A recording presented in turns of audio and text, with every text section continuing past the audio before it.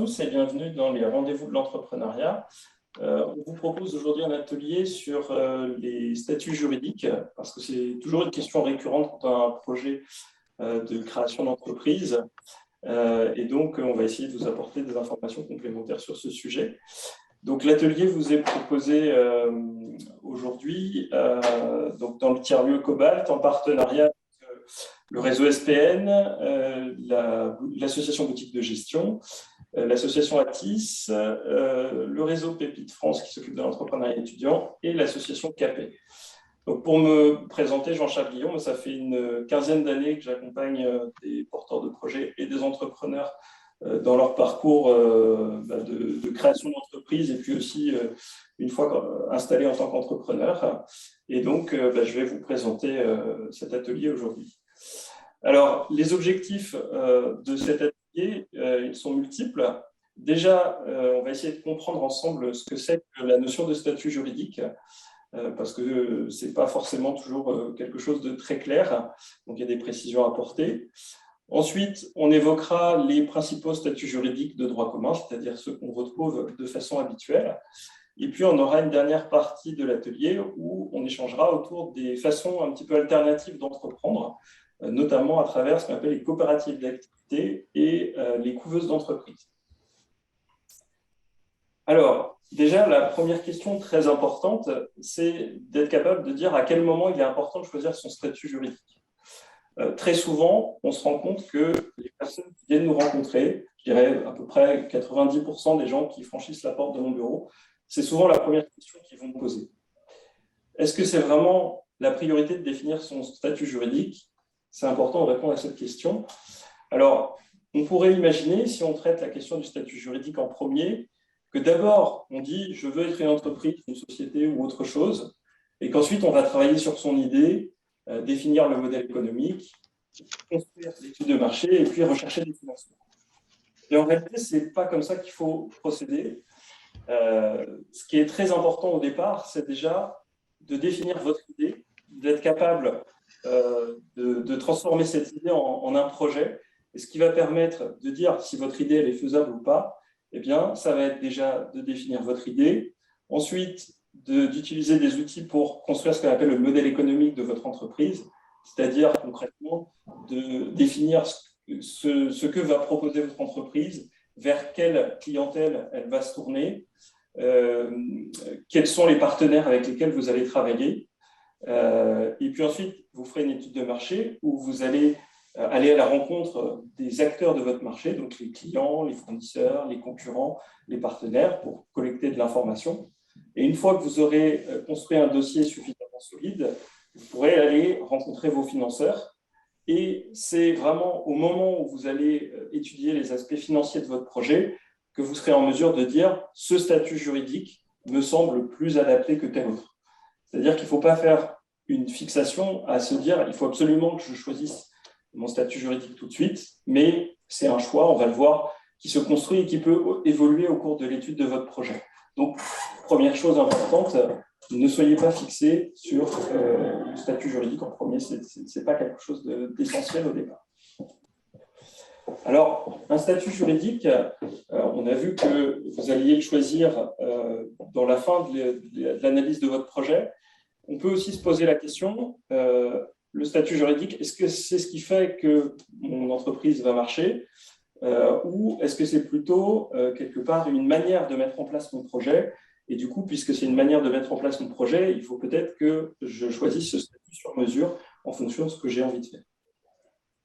Alors, quand on va travailler sur la notion de statut juridique, on peut faire la comparaison un petit peu avec un vêtement, une chemise par exemple, et on va essayer de définir en fait quelles sont les choses importantes à prendre en compte quand on fait cette comparaison, puisqu'on va voir que le choix du statut juridique, c'est quelque chose qui va avoir une incidence à plusieurs niveaux. Alors, quand on dit qu'on choisit un statut juridique sur mesure, c'est notamment parce que le statut juridique, c'est déjà quelque chose qui va avoir une incidence sur la manière de mettre en place le projet. Choisir un statut juridique, ça va influencer la forme que vous allez donner à votre projet, c'est-à-dire que dans certains cas, on parlera d'entreprise, dans d'autres cas, on parlera de société. et ça ne fonctionne pas nécessairement de la même manière. Le statut juridique, il a aussi une importance importante puisque il va découler des règles de fonctionnement de la vie de votre entreprise. C'est-à-dire qu'on le verra tout à l'heure, quand on est une micro-entreprise, on a un fonctionnement simplifié. Quand on est une entreprise individuelle, on a un certain type de fonctionnement. Et si on est en société, on a encore des règles différentes à respecter.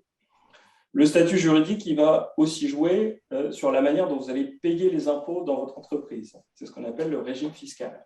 C'est-à-dire que la façon de payer ces impôts, ça va impacter à la fois au niveau de l'entreprise, mais aussi parfois au niveau de la personne. Ça va également avoir une incidence importante sur ce qu'on va appeler le régime social, c'est-à-dire que le dirigeant d'entreprise, dans certains cas, va être considéré comme un travailleur non salarié, dans d'autres cas comme un travailleur assimilé salarié. Ça va avoir aussi des incidences sur la façon de payer vos charges sociales et les organismes auprès desquels vous serez rattaché. Le statut juridique aura aussi une incidence sur les obligations comptables de l'entreprise, puisque quand on est en micro-entreprise, on va par exemple tenir ce qu'on appelle un registre recettes-dépenses, mais on n'aura pas l'obligation de produire un bilan détaillé avec un cabinet d'expertise comptable. Et enfin, le choix du statut juridique va aussi influer bien sûr sur la façon de prendre les décisions dans l'entreprise. Alors, quand on parle de statut juridique dans l'entreprise, déjà, les formes juridiques, c'est quoi? Elles sont de formes diverses. On retrouve la micro-entreprise, le l'URL qui est une société, la SARL, la SA, d'autres formes. Il faut se dire que voilà, on choisit sur mesure son statut juridique parce que s'il y a différentes formes, c'est parce qu'il y a différents fonctionnements derrière. Ensuite, quand on parle du statut juridique, on sait, comme on le disait tout à l'heure, que ça a un impact sur donc, les obligations comptables et la manière d'imposer l'entreprise. Alors, quand on parle de fonctionnement de l'entreprise en termes d'impôts, il va y avoir un impact sur le régime fiscal, c'est-à-dire la manière de payer ses impôts. Quand on est en micro-entreprise, ce qu'on va avoir à payer comme impôt va être évalué en fonction de votre chiffre d'affaires, alors qu'après, quand on est en entreprise individuelle ou en société au régime dit normal ou simplifié, on va raisonner sur le résultat de l'entreprise, c'est-à-dire qu'on va regarder le chiffre d'affaires de l'entreprise, on va déduire les charges de l'entreprise et l'imposition sera faite plutôt sur la notion de résultat.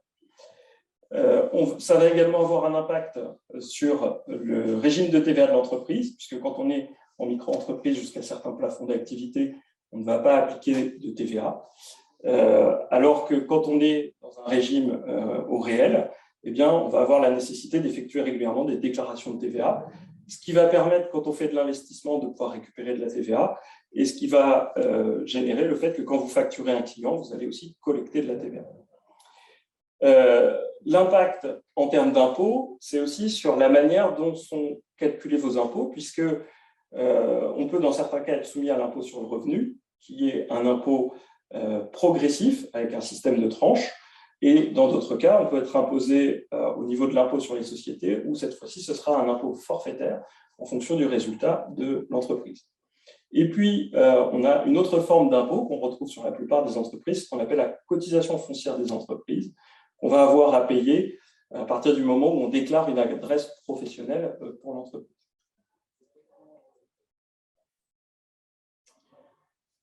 Le choix du régime juridique va aussi avoir un impact sur votre régime social. Alors, le régime social, c'est quelque chose de très important pour la personne qui s'installe à son compte, puisque ça va définir sa protection sociale, c'est-à-dire ce à quoi elle peut prétendre, notamment en cas de maladie ou pour cotiser au niveau de sa retraite. Et puis, ça va avoir un impact aussi sur la manière de payer les cotisations, puisque en fonction des organismes auxquels on va être rattaché, le calcul des cotisations, on le verra un petit peu plus tard dans le diaporama, n'est pas du tout effectué de la même manière.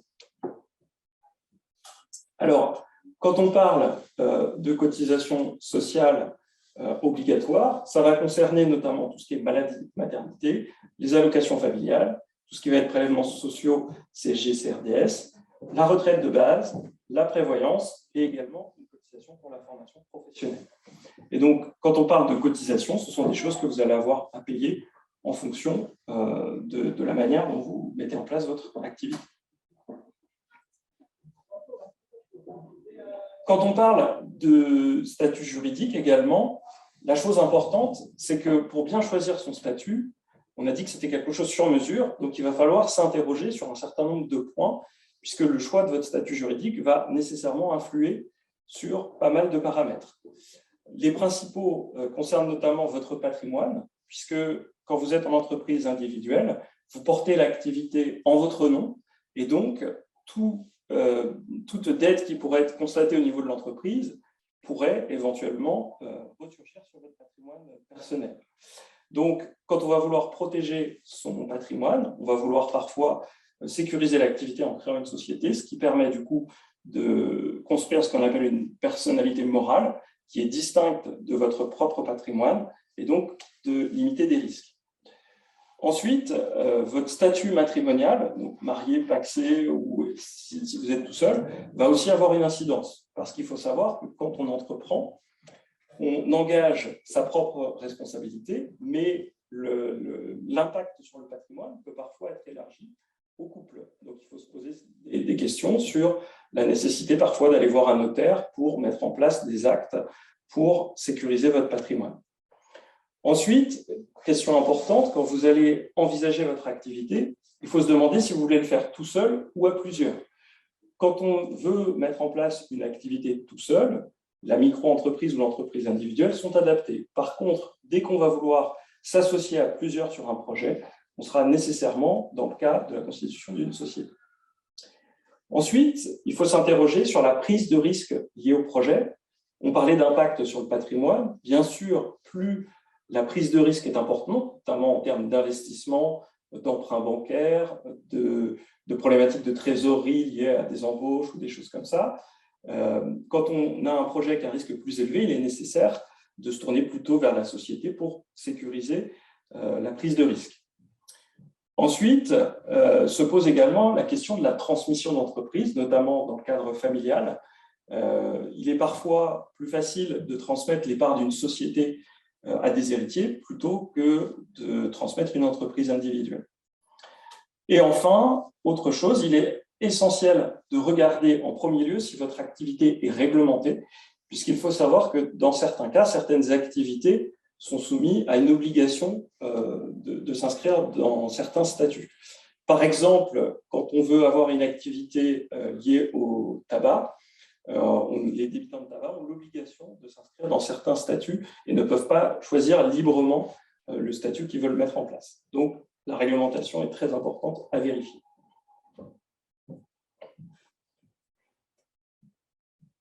Donc, vous l'aurez bien compris, si je synthétise ce qu'on vient de dire, le statut juridique est quelque chose qui vous permet de mettre en place votre projet, c'est quelque part l'enveloppe qui vous permet de lancer votre projet, mais ce n'est pas ça qui fait la réussite ou l'échec de votre projet. Ce qui est très important, c'est donc de définir votre idée, de la valider avec une étude de marché, de travailler les aspects financiers pour mesurer la rentabilité espérée de votre projet. Et une fois que vous aurez toutes ces composantes, vous pourrez considérer le statut qui semble le plus adapté pour mettre en place ce projet. Maintenant, on peut s'interroger sur les différentes manières d'entreprendre, à savoir que les statuts juridiques, on l'a déjà évoqué, peuvent être de nature différente. Alors, quand on s'intéresse à la création d'entreprises en France, vous avez ici des chiffres concernant la création en 2019. La création d'entreprises, c'est un phénomène important qui s'est beaucoup démocratisé en France, puisqu'on voit qu'en 2019, on était à peu près à plus de 800 000 créations d'entreprises sur une année. Si on compare ça avec la création d'associations, les associations, c'est à peu près 73 000 structures par an. Donc, on est sur un phénomène vraiment d'ampleur importante. Quand on parle de création d'entreprise, on le verra sur une diapositive suivante, on peut être en entreprise individuelle, en société, en micro-entreprise. Ça inclut toutes ces façons de procéder. Il est également possible, je vous le disais tout à l'heure, d'envisager des formes alternatives qui permettent d'entreprendre, à savoir notamment le portage salarial, qui consiste à s'appuyer sur une structure de portage. Donc, on est dans une relation tripartite avec un organisme qui vous donne une mission, votre structure et l'organisme de portage. Et puis également, deux autres possibilités pour entreprendre, les coopératives d'activité qu'on verra en détail tout à l'heure, qui sont en fait des structures qui vont vous proposer un hébergement juridique de votre activité, c'est-à-dire que vous ne créez pas une entreprise, mais vous utilisez le SIRET de la coopérative, et également des couveuses d'entreprise qui peuvent être des structures qui servent de rampe de lancement pour une activité qu'on a envie de tester, par exemple, parce qu'on ne connaît pas forcément comment elles vont fonctionner à l'avance. Alors, quand on parle de statut juridique pour créer une entreprise, la première notion essentielle, c'est déjà de comprendre que quand on veut lancer un projet d'entreprise, eh bien, en fait, il y a un premier choix qui s'impose à nous, c'est déjà de savoir si on part en entreprise individuelle ou en société. Ça, c'est quelque chose d'important parce que quand on part dans une entreprise individuelle, on est dans une logique 1 + 1 = 1, c'est-à-dire que l'entreprise et vous êtes confondus. C'est une seule et même personne.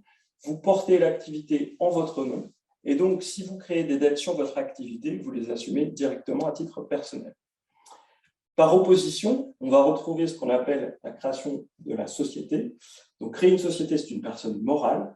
Quand on crée une personne morale, on va en fait créer une personne distincte de la personne physique que vous êtes. Donc, dans la mesure où on a une personne physique d'un côté et une personne morale de l'autre, on a deux patrimoines, et donc on a un principe dit de séparation des patrimoines. C'est pour ça qu'on a le patrimoine A qui est distinct du patrimoine B. Alors, il faut relativiser cette affirmation, puisque quand on crée une société, on est bien sûr engagé par le fait, par exemple, de souscrire un prêt professionnel auprès d'une banque si on accepte d'être caution personnelle de sa société. Dans ce cas, on devient responsable à hauteur du prêt qui vous a été proposé.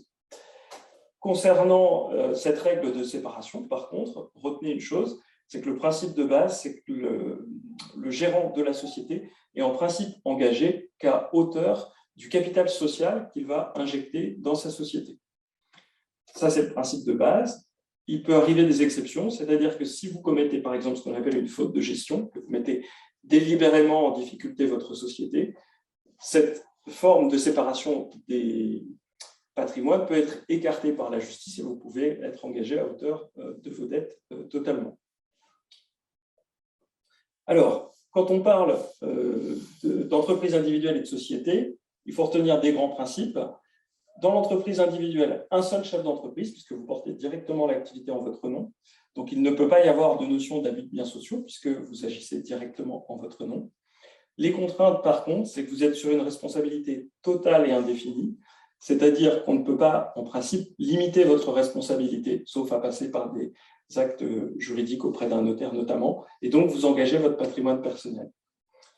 A contrario, quand on part sur la société, on a un mandat pour agir au nom et pour le compte de la société, donc on n'agit pas en son nom propre. Et en termes de contraintes, on s'engage cette fois-ci non pas sur une responsabilité totale et indéfinie, mais sur une responsabilité civile et pénale. Et quand on veut prendre des décisions, si on est plusieurs dans la structure, on est sur un principe où on doit respecter ce que disent les statuts, et donc on doit mettre en place des assemblées générales ordinaires ou extraordinaires selon la nature des décisions que l'on souhaite. Alors, si on synthétise un petit peu ce schéma, donc on a dit qu'il y avait deux grandes façons d'entreprendre. D'un côté, l'entreprise individuelle, de l'autre côté, la société. Ce qu'il faut retenir, c'est qu'en entreprise individuelle, le dirigeant de l'entreprise sera imposé au titre de l'impôt sur le revenu, sachant que dans les entreprises individuelles, on peut retrouver des entreprises individuelles dites classiques, soit au régime micro, donc ce qu'on appelle micro-entreprise, ou on entend aussi auto-entrepreneur, c'est la même chose, ou alors après, on peut avoir une notion d'entreprise individuelle sous forme dite de IRL. C'est un statut un peu particulier où, en fait, on va considérer que l'entreprise individuelle a ce qu'on appelle un patrimoine d'affectation qui limite en fait la responsabilité de l'entreprise individuelle à hauteur de ce patrimoine. Et puis, de l'autre côté, on va avoir donc, ce qu'on appelle les sociétés. Donc, les sociétés, elles sont de différentes formes. La façon la plus simple d'entreprendre en société, c'est une EURL, c'est-à-dire qu'on est tout seul. Si on est plusieurs associés, on va parler après de SARL. Et après, on a une forme un peu particulière de société où on peut agir en étant en fait assimilé salarié de sa structure. C'est ce qu'on appelle la SASU quand on est tout seul ou la SAS quand on est plusieurs. Quand on parle de société, cette fois-ci, il faut comprendre que l'impôt fonctionne à deux niveaux, c'est-à-dire que le gérant de l'entreprise va déclarer sa rémunération et va payer de l'impôt sur le revenu au niveau de sa rémunération. Et la société, au niveau de son résultat, va être soumise à l'impôt sur les sociétés. Alors, ce n'est pas parce qu'on paye de l'impôt sur le revenu et de l'impôt sur les sociétés qu'on paye forcément plus d'impôts dans le cadre d'une société, parce qu'en fait, quand on est en société, l'impôt sur les sociétés est un impôt forfaitaire, et du coup, on arrive même parfois à payer moins d'impôts en transformant son activité sous forme de société.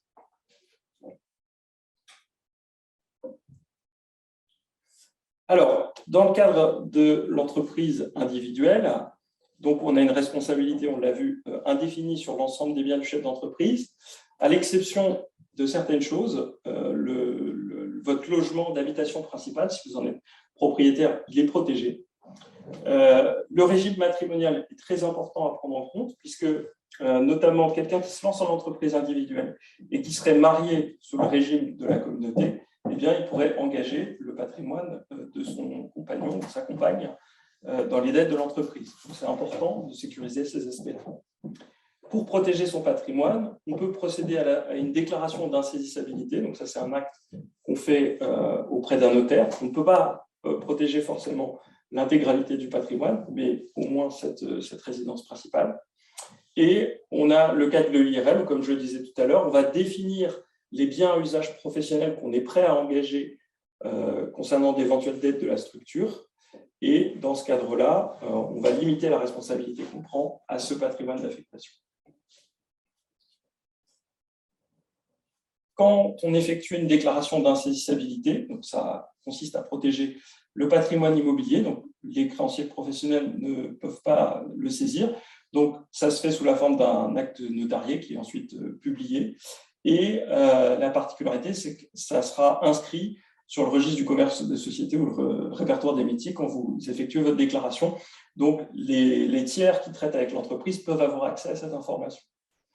Dans le cas de l'EIRL, comme je le disais à l'instant, on a donc un patrimoine professionnel à usage professionnel. Donc, on va inscrire en garantie d'éventuelles dettes de l'entreprise. Là aussi, ça se fait par l'intermédiaire d'un document auprès d'un notaire. Et ça vous oblige, par contre, cette fois-ci, à s'inscrire dans un fonctionnement de l'entreprise au réel et donc à tenir une comptabilité, ce qui n'est pas le cas, par exemple, quand on est en micro-entreprise, donc c'est un peu plus complexe. Un statut qui revient assez régulièrement quand on veut soit tester une activité, soit avoir une activité complémentaire à un revenu salarié, c'est la micro-entreprise. Donc ici, on vous indique à titre indicatif un petit peu des précisions sur ce statut. Donc, ce qu'il faut savoir, c'est que ce statut fonctionne déjà en fonction de la nature de l'activité que vous allez mettre en place. Donc, soit vous êtes sur une activité commerciale, c'est-à-dire de la vente de marchandises, soit vous êtes sur une activité de prestataire de services, qui peut être de prestataire de services commercial ou libéral.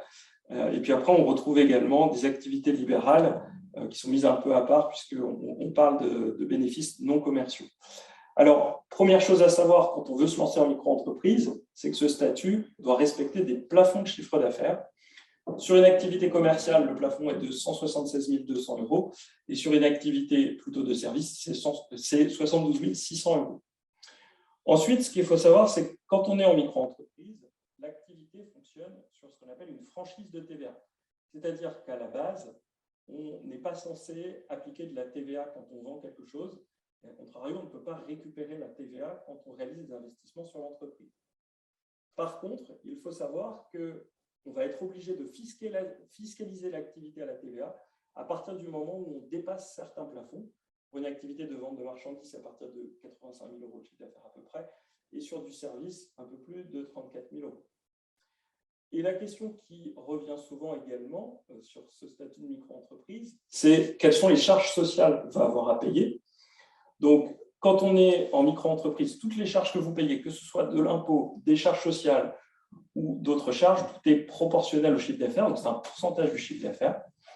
Concernant les charges sociales de la structure, donc elles sont de 12,8% sur l'activité commerciale et 22% pour les autres types d'activités. Et quand vous démarrez l'activité, il faut vérifier si vous pouvez être éligible à une aide qu'on appelle l'ACRE, qui est en fait une réduction des charges sociales pour vos 4 premiers trimestres d'activité. Donc, ça vient diminuer par 2 vos charges sociales. Donc, pour une activité commerciale, 6,4%, et pour une activité de prestataire de services, 11%.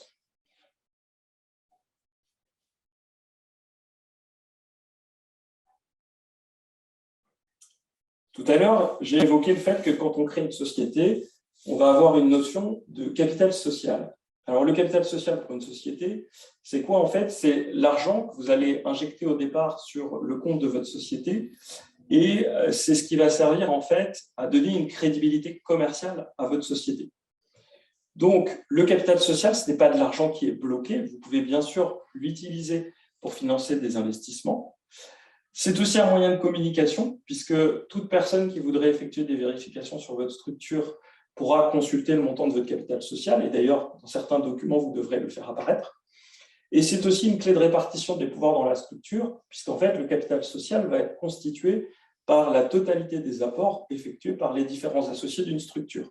Et c'est comme ça qu'on va définir la répartition du pouvoir dans la structure. C'est un gage des créanciers de l'entreprise, puisque le montant de votre capital donne une idée de la solidité financière de votre entreprise. C'est pour ça qu'à une époque, on parlait de société à 1 euro. Aujourd'hui, on estime plutôt que le montant de votre capital social, il faut qu'il soit cohérent par rapport à la nature de votre activité. C'est-à-dire que si vous mettez par exemple en place une activité de transport qui nécessite des investissements lourds, vous n'aurez pas un capital de 1 000 euros, mais peut-être un capital de 20, 30, 40, 50 000 euros, à condition bien sûr qu'il soit cohérent avec votre structure.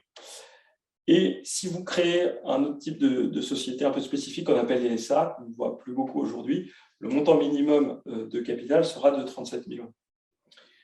Ensuite, la responsabilité des associés est limitée au montant de leurs apports. Donc, le capital va être composé des différents types d'apports effectués par les associés. On peut avoir des apports en nature, c'est-à-dire que si par exemple vous avez un véhicule que vous mettez à disposition de votre société, on peut le valoriser. Des apports en numéraire qui correspondent à de l'apport financier, donc de l'argent que vous injectez dans votre projet. Et des apports en industrie, ça peut être des savoir-faire spécifiques, des brevets, des choses comme ça qui sont valorisées dans un projet. Alors, quand on devient chef d'entreprise, tout à l'heure on parlait de statut social, il y a une chose qui est importante, c'est de bien comprendre qu'il y a plusieurs façons d'être un chef d'entreprise. Dans certains cas, on peut décider d'être assimilé salarié, c'est ce qui va être le cas notamment quand on est gérant minoritaire ou égalitaire des SARL, co-gérant d'une SARL ou président d'une SAS. Donc la notion d'assimilé salarié, ça veut dire quoi? Ça veut dire que concrètement, vous cotisez comme un salarié classique et de ce fait, vous allez avoir des montants de charges sociales qui sont assez importants, mais vous allez vous offrir un niveau de protection sociale identique à celui d'un salarié classique, à l'exception d'une chose, c'est que quand on est assimilé salarié, on ne cotise jamais à l'assurance chômage. Si vous souhaitez le faire, c'est éventuellement possible, mais par des mécanismes de cotisation privés en dehors de ce système. Ensuite, on va avoir ce qu'on appelle les travailleurs non salariés. Donc, les travailleurs non salariés, ça va être notamment tous ceux qui sont en entreprise individuelle, notamment les micro-entrepreneurs, les gérants associés ou non d'une URL, les gérants d'une SARL à gérance majoritaire et un certain nombre de professions libérales. Donc, quand on est travailleur non salarié, ça veut dire concrètement qu'on travaille à son compte, on n'est pas salarié de sa structure, on est aussi ce qu'on appelle travailleur indépendant. Je ne vais pas rentrer dans le détail, mais vous le voyez sur la diapositive, cela a un impact sur les caisses auprès desquelles vous allez cotiser et sur les montants concernant lesquels vous allez cotiser.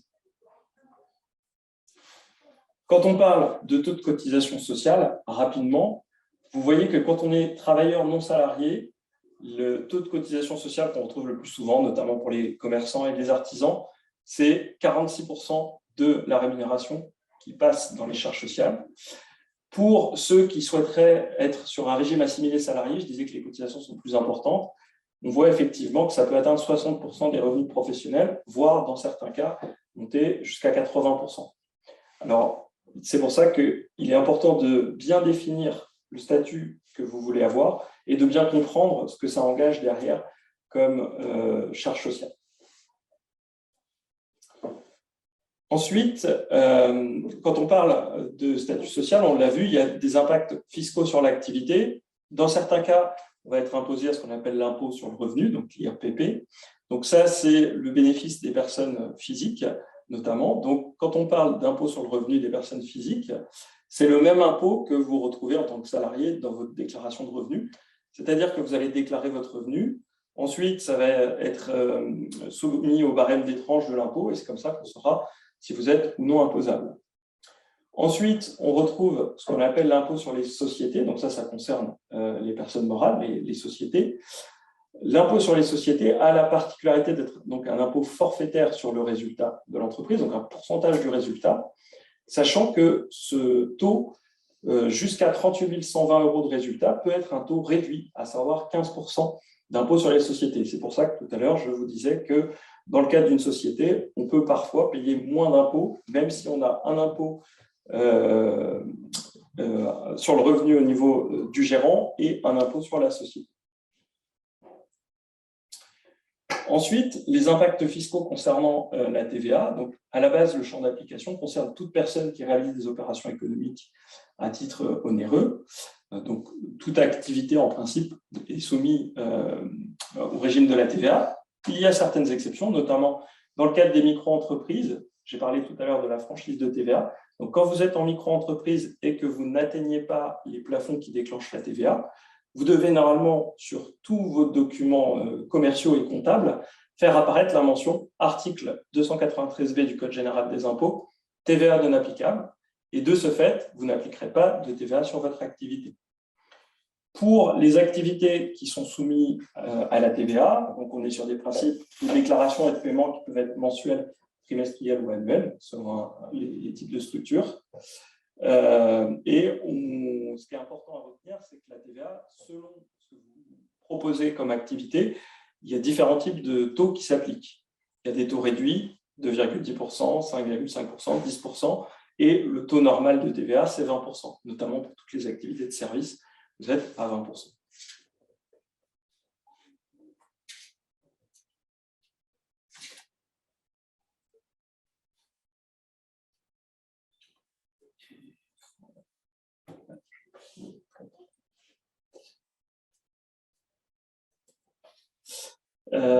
Alors, quand on regarde les obligations juridiques et comptables, il est important de se dire que ça ne fonctionne pas pareil quand on est en entreprise individuelle ou en société.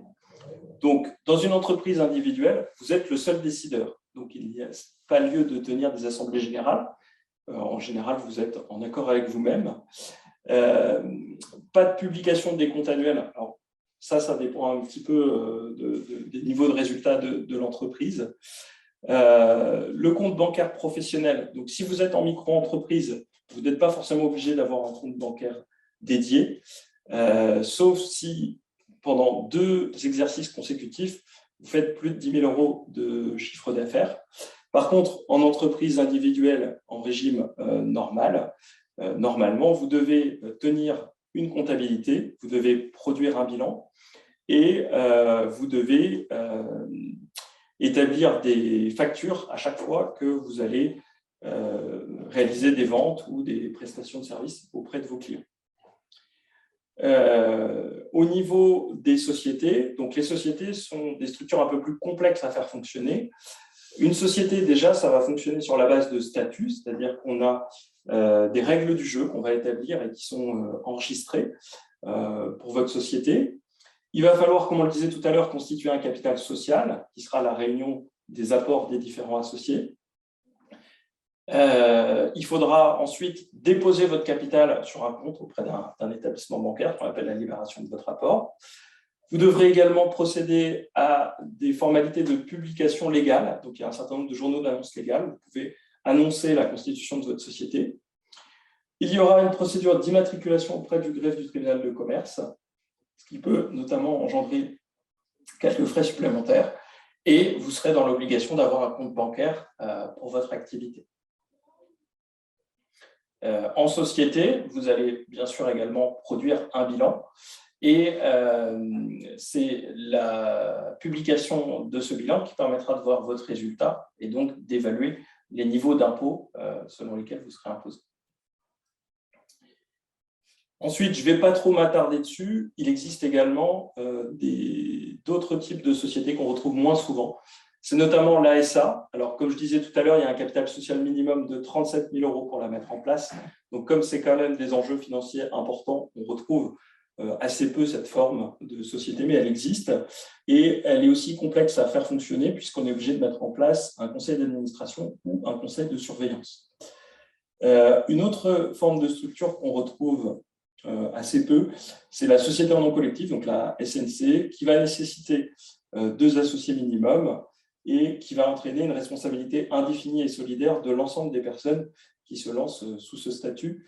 Ce qui fait que, comme on engage sa responsabilité, il y a finalement assez peu de personnes qui partent sur ce statut. Mais je parlais tout à l'heure des débitants de tabac, ça peut être notamment une obligation qui s'impose à eux. Ce qui est important, du coup, pour bien choisir votre statut juridique, on a vu que c'était quand même un sujet un petit peu complexe. Donc, surtout, il est important de ne pas hésiter à vous appuyer sur des structures d'accompagnement et sur des partenaires qui sont experts de ces sujets-là. Donc, à l'échelle de la région Nouvelle-Aquitaine, on retrouve un certain nombre d'acteurs, parmi lesquels sont présents certains qu'on a cités tout à l'heure.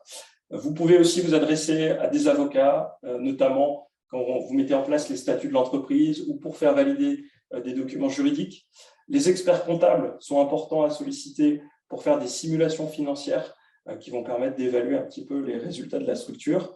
Et puis, les notaires, dès que vous vous interrogez sur l'impact sur le patrimoine, c'est important aussi de les consulter.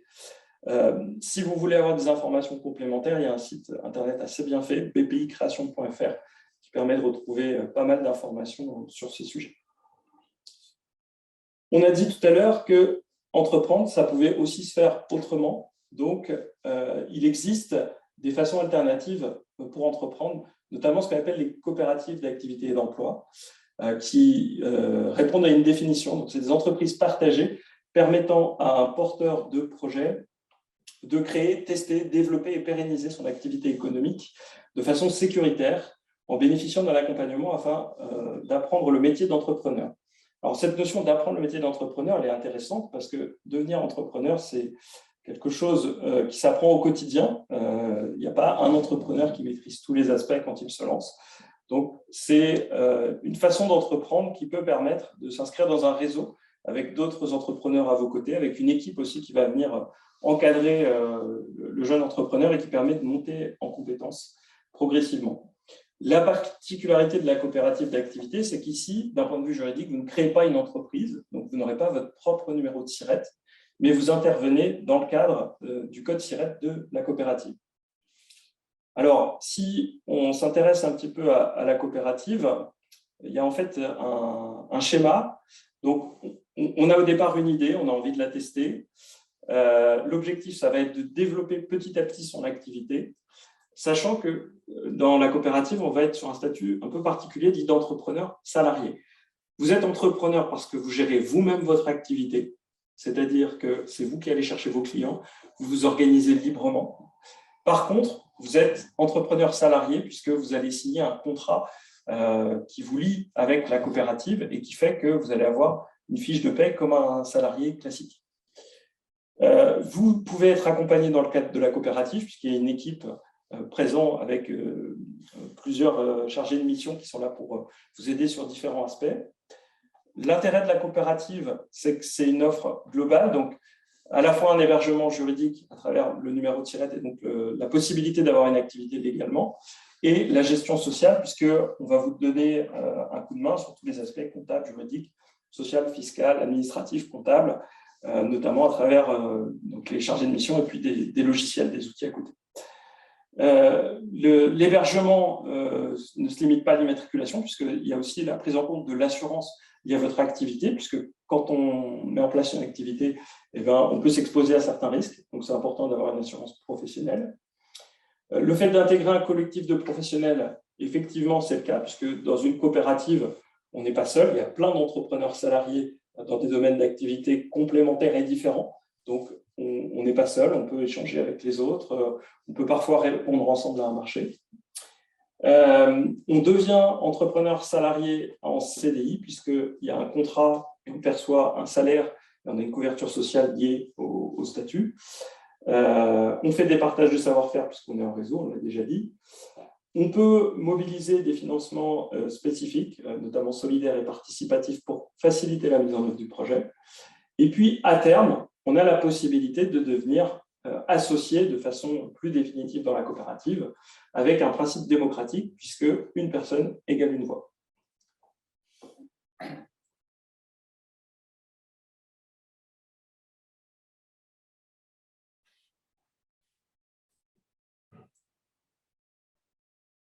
Alors, pour vous parler un petit peu des coopératives d'activités qu'on peut retrouver sur le territoire, le territoire local ici est assez riche. On a 4 coopératives. ACASCOP, donc, qui est une coopérative généraliste, qui peut accueillir un peu tout type d'activités. Scopadom, qui est plus spécifiquement orienté sur les activités de service à la personne. L'Alternative, qui concerne plutôt les projets dans le domaine du bâtiment. Et Consortium coopératif, qui est plutôt orienté sur le culturel, les métiers artistiques et créatifs. Concernant ces coopératives d'activité et d'emploi, pour obtenir plus d'informations, je vous invite à vous rendre sur le site des différentes coopératives. Elles proposent régulièrement des matinées d'information qui peuvent être en présentiel ou à distance et qui permettent de comprendre vraiment de façon détaillée ces différents dispositifs.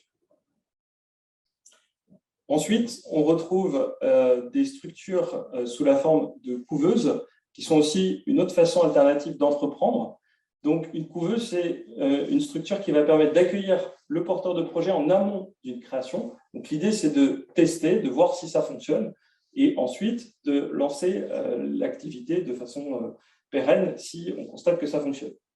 Les couveuses permettent aux futurs chefs d'entreprise de tester le projet de création grâce à un hébergement juridique et une offre d'accompagnement permettant d'apprendre à entreprendre dans un processus d'apprentissage et de coaching.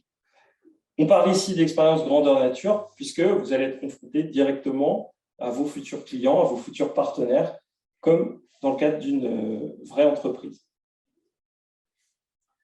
Concernant la couveuse d'entreprise, on va là aussi se retrouver dans un schéma en plusieurs étapes, donc une réunion d'information pour bien comprendre le concept de la couveuse.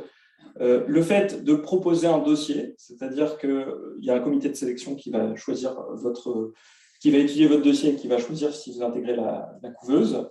Vous allez ensuite tester votre activité, votre marché au travers d'un premier contrat test qu'on appelle un contrat CAP.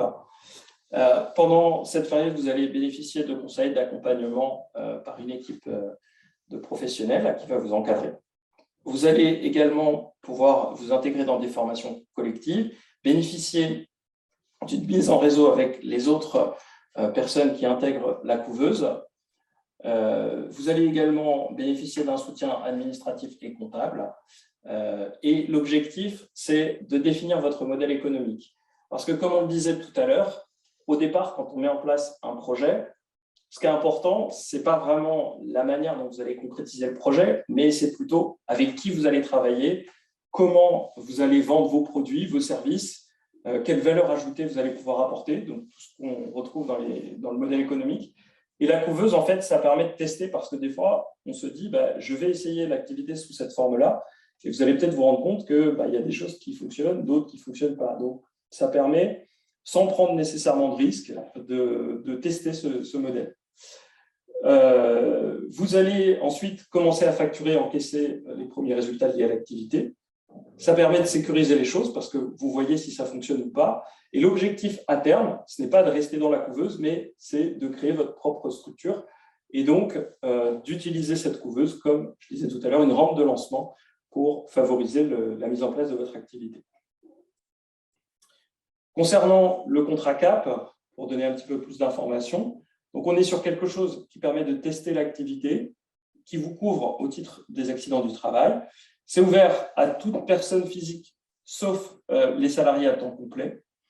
La durée moyenne d'un contrat CAP, c'est 18 mois, sachant qu'en fait, on peut être sur un processus de renouvellement de contrat à l'issue d'une phase de test et qu'à tout moment, on peut prendre la décision d'arrêter si on estime que ça ne fonctionne pas suffisamment, ou on peut prendre aussi, bien sûr, la décision de créer son entreprise directement. On conserve les droits sociaux, donc le régime de la sécurité sociale et les droits à l'assurance chômage, ce qui permet de démarrer l'activité de façon sécuritaire, puisque si vous avez des droits à l'assurance chômage, vous pouvez, dans un premier temps, estimer que vous ne prélèverez pas de revenus. Et donc, ça permet de consolider financièrement votre entreprise.